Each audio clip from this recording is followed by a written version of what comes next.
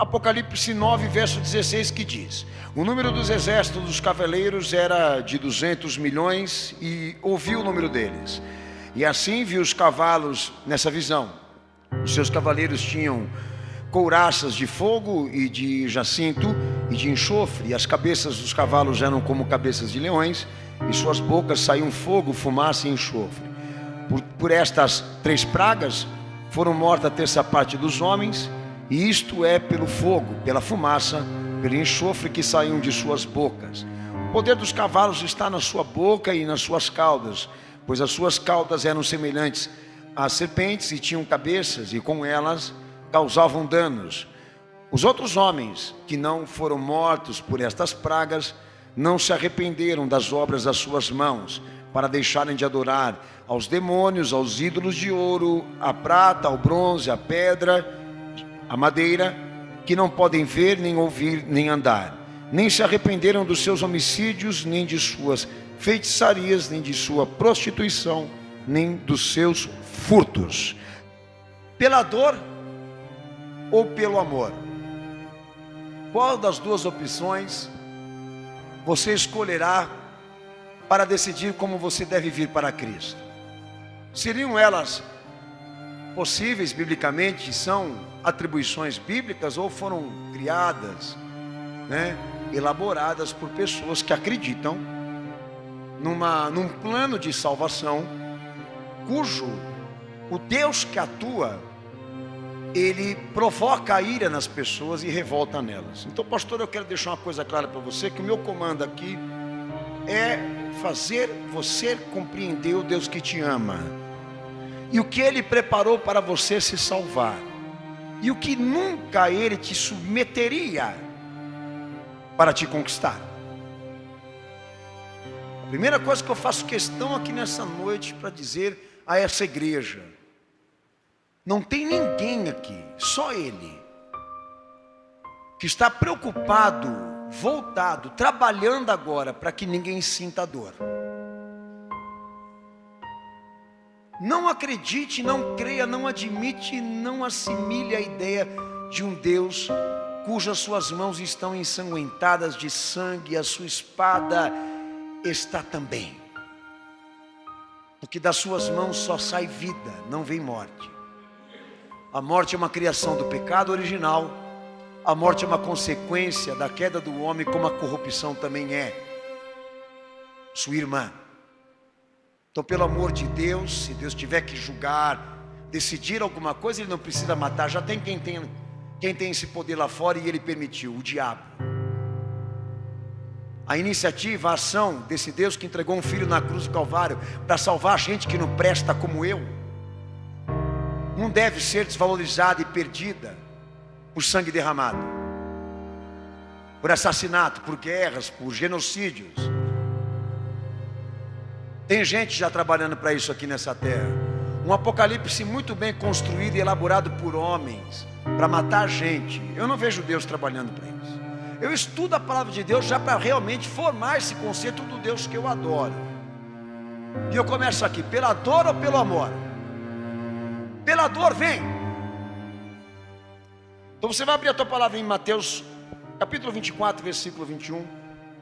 Prepara aí. E nós estamos dentro de um texto no Apocalipse 9, referente à grande tribulação. Não tribulação, mas grande tribulação. Ou seja, um tempo estipulado dentro do juízo de Deus para produzir destruição permanente e o amadurecimento do caráter de Deus, que agora se vinga sobre toda injustiça, sobre toda iniquidade. Grande tribulação quer dizer a advertência do Deus, a advertência, o seu juízo, o seu julgamento, vindo com pior gravidade. Não existe igreja instituída de Cristo, direcionada por Ele a passar por este período que você está lendo comigo agora. Não tem grande tribulação para os salvos. Tem uns cabeção lá fora que eles pegaram uma grande tribulação e dividiram em 3 ideias: a pré, a média e a pós. Pelo amor de Deus, irmãos, Essa expressão tribulação, ela se aplica a provações da vida, mas grande tribulação só se aplica para um período da história humana onde Deus agora ele só quer pegar o que é pecado para destruir. Então acreditar, achar que Jesus venha ter uma missão com a igreja que Ele salvou, num período de caos como esse, de tão grande ira e vingança divina, desmoraliza, desqualifica, reduz a sua glória. Se Deus tem um plano conosco aqui nessa terra, esse plano tem que acontecer agora. Porque se Jesus voltar e você ficar, você é ímpio, você não é salvo. Se você for para a grande tribulação é porque você não correspondeu ao padrão que Deus exige na fé para que alguém se salve. Você foi reprovado. Então não ouça o conselho desses homens que ficam estimulando as pessoas a obterem consolo numa era, num tempo onde Deus só vai querer julgar, irmãos. Não tem consolo para Deus quem quer julgar. Pelo amor do meu bom Jesus. Nós temos um quadro de corrupção e desgraça nesse mundo agora, que o meu Senhor determina que isso é o princípio da tribulação, é o início, é um modelo do que, como que o pastor posso dizer melhor? É uma ideia do que vai ser a grande tribulação. Mas quando entra na grande tribulação, guarde, é um acontecimento que nunca foi visto na terra. São coisas que vão acontecer lá, que o mundo nunca viveu, nunca presenciou, nunca.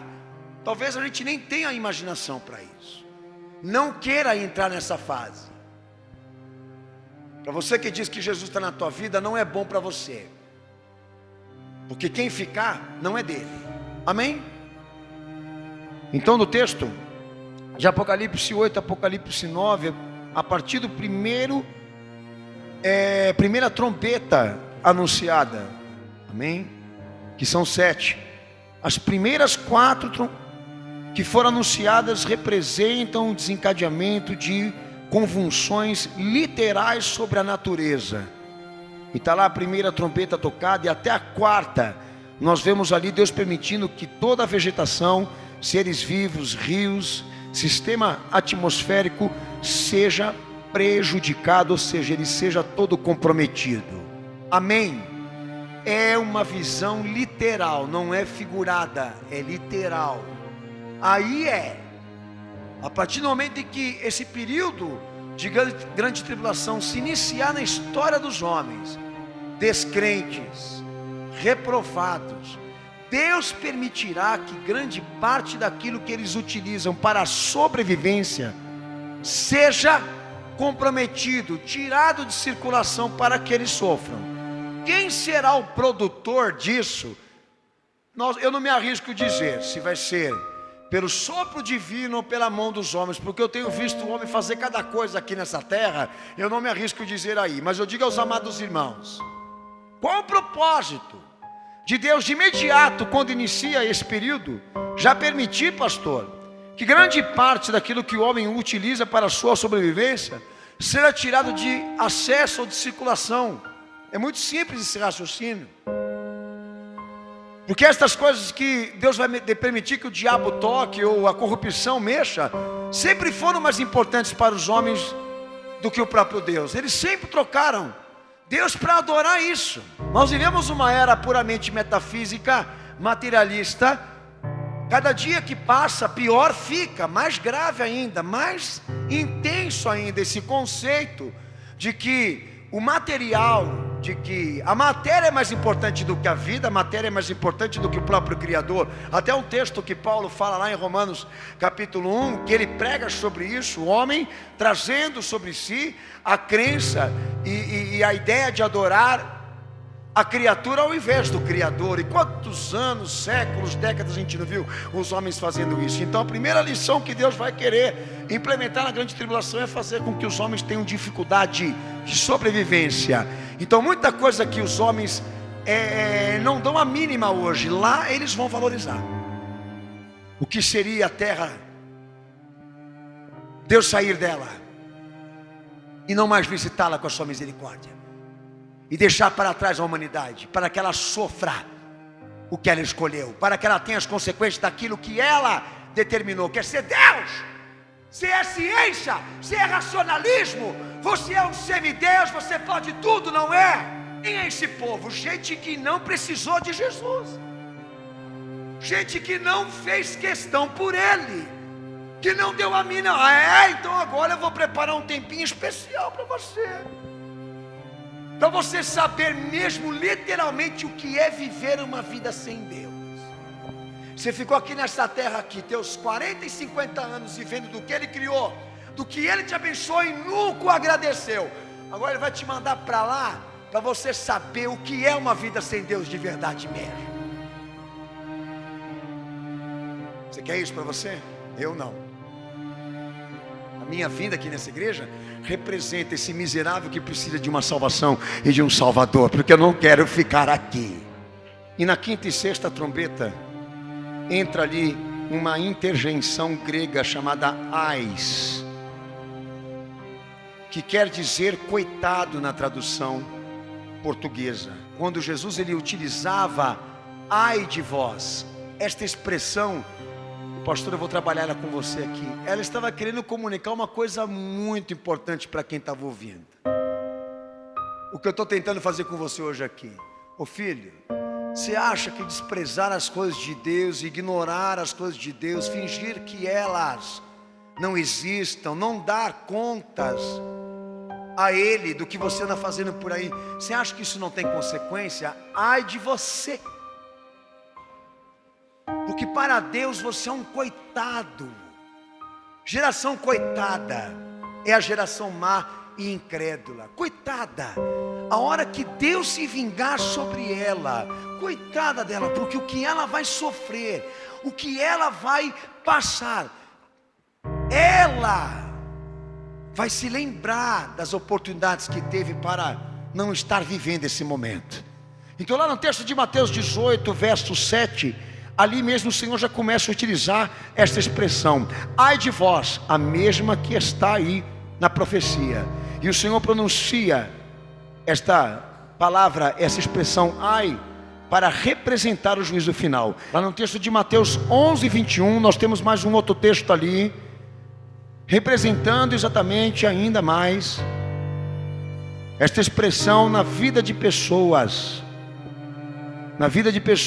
cujo seu currículo, a sua história é esta: gente que vive num paraíso de insensatez, num paraíso de inconsciência, mas viverá pela miséria, será pego pela miséria e pela destruição. Se Sodoma e Gomorra tivessem sido amados como vocês foram, eles teriam se convertido. Se eles tivessem visto os sinais que vocês viram agora por mim, eles teriam se convertido. Então maior rigor e juízo virá sobre esta geração que Jesus morreu por ela, do que aqueles que foram instruídos por Deus na antiga aliança. Faz aí o teu conceito e a tua ideia e reflita sobre isso. Nós estamos sendo levados para um evento de destruição total, diante de um Deus vingativo, que vai procurar confiscar e matar e exterminar tudo que é pecado e iniquidade. Mas o que vem primeiro? O amor ou a destruição? O perdão ou o julgamento? Então quando a grande tribulação chega, porque Deus entende que não tem mais jeito, chamou e você não veio muitas vezes. Então quanto mais há resistência, desprezo pela causa, indiferença pela morte de Cristo e pelo Evangelho, mais Deus acrescenta ais na tua vida. Insensato, que vive num paraíso fechado de ficção e evita a realidade, pensa que está num corpo eterno, num mundo maravilhoso, debaixo de um Deus corrupto como você. É gente como você que Deus vai pegar, que Deus vai destruir, que Deus vai mandar para o fogo, das consequências que eu estou te pregando aqui. Não é gente que crê em Jesus, não. Não são aqueles que obedecem que vão participar disso. É gente como você que foge da revelação, que foge da disciplina, que foge da verdade, como se você tivesse essa opção. E Deus te respeitasse por isso. Tem Bíblia para quê? Para formar conceito de fé. Então forme o teu. Então até aqui, a quinta e a sexta trombeta, ela passa a ser pior, como eu te disse. E surge a praga dos gafanhotos, que você vê que é puramente figura, mas tem uma simbologia importante. Daí segue a sexta trombeta, o segundo ai, terça parte da humanidade sendo sacrificada por um exército de 200 milhões de soldados. Quem testifica diz amém. No versículo 12 ao versículo 21, de 200 milhões de soldados. E aí o entendimento que a palavra nos dá é que aí já é a ordem militar sobre a terra, sobre a sociedade, impondo a ela regras, leis e matando muita gente para estabelecer o poder. Daí eu digo aos amados irmãos que a Bíblia não me dá mais entendimento, só isso, e para mim já está ótimo, porque se for fazer o cálculo do quarto selo aberto até a sexta trombeta tocada, só vai sobrar metade da população mundial. Daí Deus me coloca, junto com você, num cenário de desencadeamento de percas, de mortes, de extermínio, de acontecimentos escabrosos, violentos, que não tem como isso não convencer alguém, não tem como isso não mexer com a sociedade, com este mundo, vai mudar tudo. Daí eu entro nesse ponto, que a última trombeta, antes dela entrar na Bíblia, o cenário, depois de tudo isso, o cenário humano neste mundo permanece intacto, sem arrependimento. Depois de todos os homens sofrerem, passarem por isso, testificarem a ira de Deus, verem Ele permitindo que coisas absurdas aconteçam aqui, até pela violência da corrupção, pelos projetos políticos que nós estamos vendo serem desenvolvidos aí, de maneira prematura, mas estão, não tão evidentes, mas estão. O mundo está na mão de homens que não têm valor pelo ser humano, eles não têm nenhum respeito pela vida, eles estão matando pessoas para serem mais poderosos.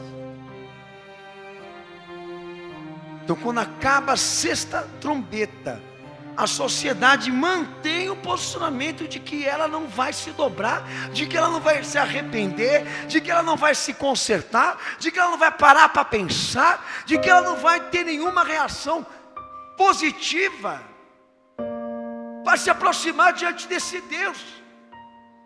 Vai se manter intacta, impenitente e soberba. Aí eu paro com você aqui hoje e te faço uma pergunta.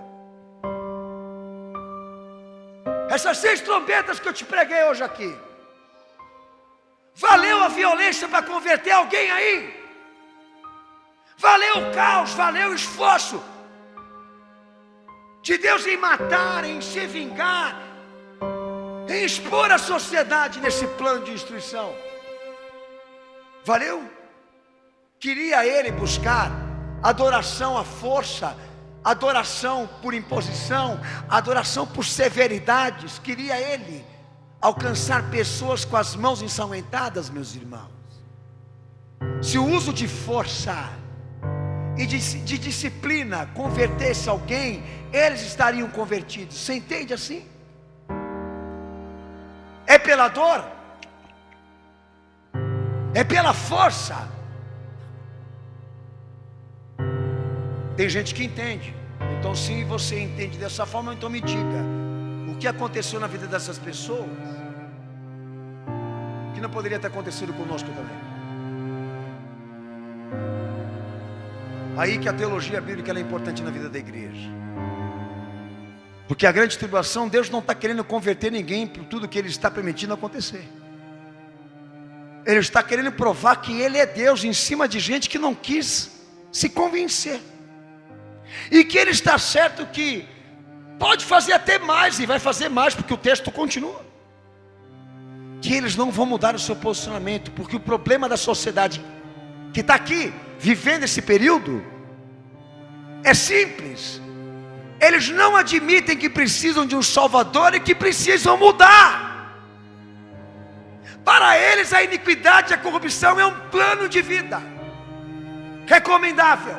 Eles nunca tiveram prazer em ouvir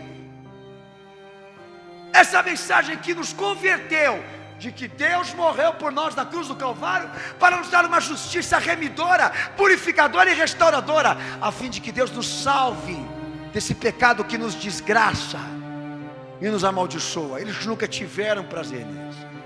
Quer dizer que para o grande conceito de muitos hoje, o evangelho é para os fracos, para os burros e para os ignorantes que não querem aprender, porque os fortes, os inteligentes, não precisam de alguém que morreu na cruz por eles.